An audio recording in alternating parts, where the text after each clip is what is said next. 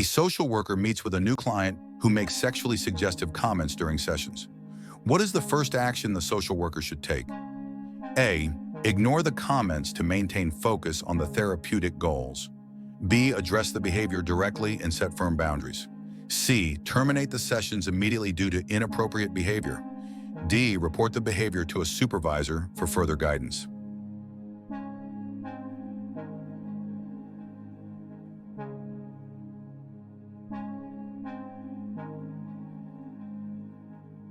Answer: B. Address the behavior directly and set firm boundaries. It is crucial for social workers to maintain a professional and respectful therapeutic environment. Addressing inappropriate behavior promptly and setting clear boundaries helps safeguard the therapeutic relationship and the dignity of both parties involved. Ignoring or not directly addressing such comments could compromise the effectiveness of therapy and the social worker's professional integrity.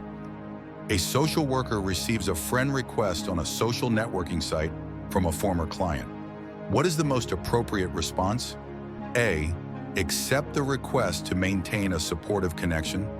B. Decline the request and discuss it with the client at the next session.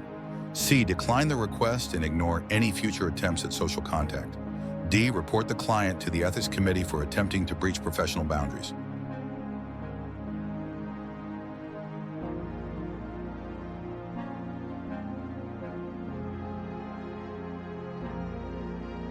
Answer: C. Decline the request and ignore any future attempts at social contact. Maintaining clear professional boundaries is essential in social work. Accepting social media connections with clients can blur these boundaries and create dual relationships, which might lead to conflicts of interest or confidentiality breaches.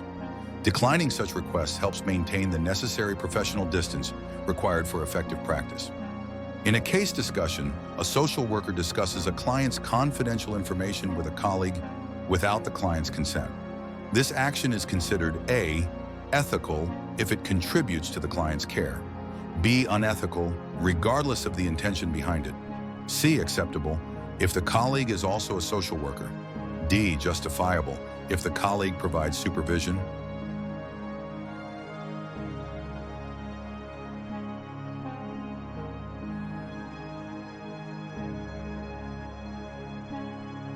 Answer: B.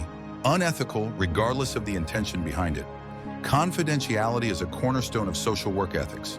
Discussing a client's case without their consent can breach confidentiality agreements and violate privacy rights, regardless of the intention or the other party's professional status. Ethical practice requires obtaining consent or ensuring a legitimate purpose under confidentiality guidelines before discussing client information. A social worker is offered a gift by a client as thanks for the help provided during therapy. The gift is of significant monetary value. The social worker should: A. Accept the gift to avoid offending the client. B. Politely decline the gift, explaining the ethical implications. C. Accept the gift and donate it to charity. D. Report the offer to their supervisor to decide the appropriate action.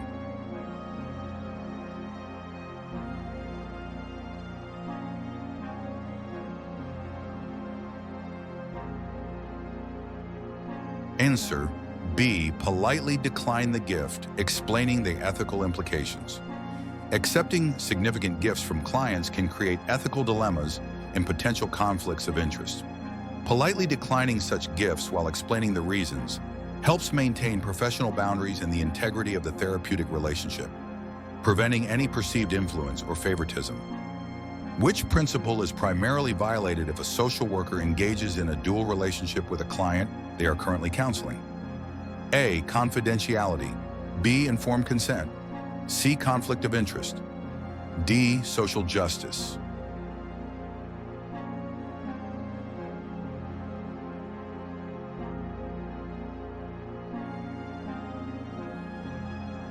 Answer: C. Conflict of interest.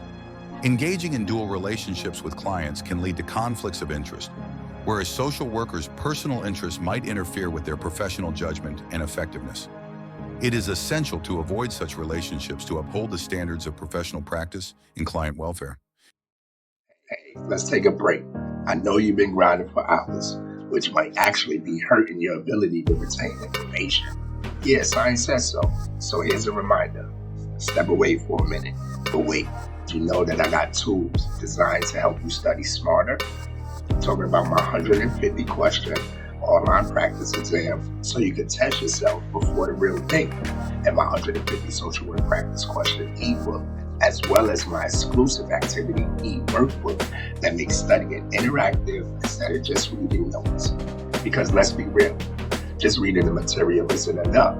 You need to know how to apply it. So while you're taking that much needed break, check them out. Your future licensed self will thank you. Links are in the description. Now go take that break. A social worker is asked to testify in a custody case involving a client. The social worker has professional opinions that could affect the outcome. The social worker should: A, decline to testify unless subpoenaed.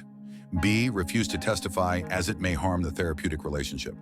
C, testify, favoring the client's expressed wishes for custody. D, testify, ensuring to present an unbiased perspective based on professional observations.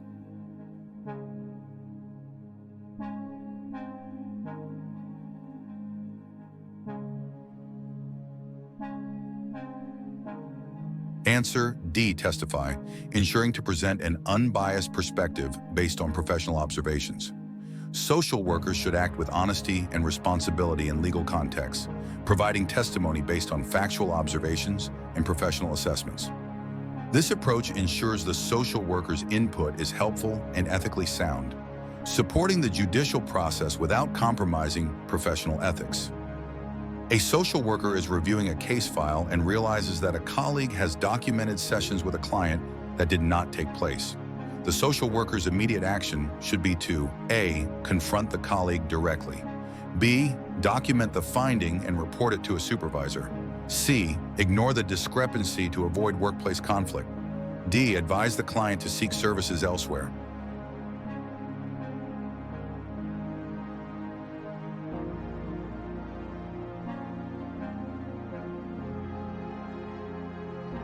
Answer B, document the finding and report it to a supervisor. Discovering falsification in documentation requires addressing the issue through appropriate channels within the organization.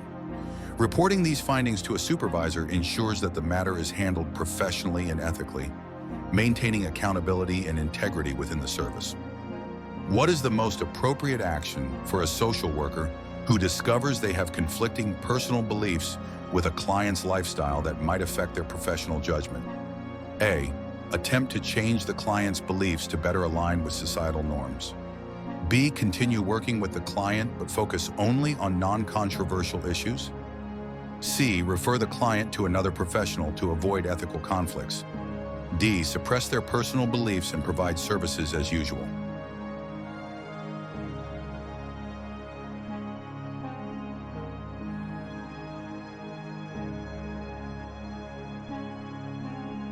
Answer C, refer the client to another professional to avoid ethical conflicts. When personal beliefs significantly impact a social worker's ability to serve a client impartially, referral to another professional is advisable. This decision respects the client's right to effective and unbiased service and maintains a social worker's integrity. When a social worker decides to end services with a client due to the planned closure of their practice, what is the most ethical approach?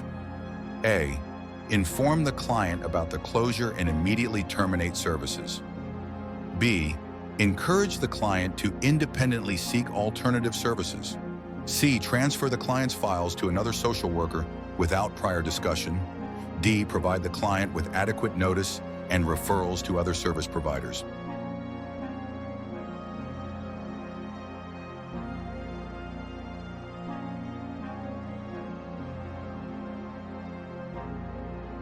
Answer D, provide the client with adequate notice and referrals to other service providers.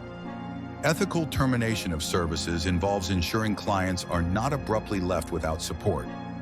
Providing adequate notice and referrals to other professionals helps facilitate a smooth transition, respecting the client's ongoing needs and ensuring continuity of care.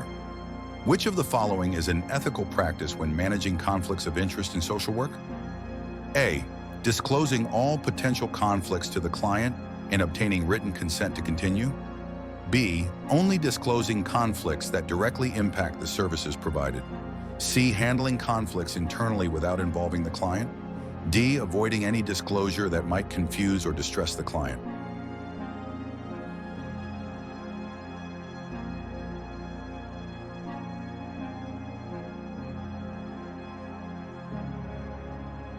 Answer A. Disclosing all potential conflicts to the client and obtaining written consent to continue. Transparency about potential conflicts of interest is crucial in maintaining trust and integrity in professional relationships. Full disclosure allows clients to make informed decisions about their involvement in treatment or services, fostering an atmosphere of openness and ethical responsibility. I trust this video has proven to be informative in enhancing your comprehension of social work license exam questions. If you need more resources and support, don't forget to visit our website at gilbertmbell.com. We offer study sessions, practice exams, and more to help you succeed in getting licensed. Alternatively, you could text the word study to 3476837923. I am excited to study alongside you and assist you in reaching your full potential as a social worker.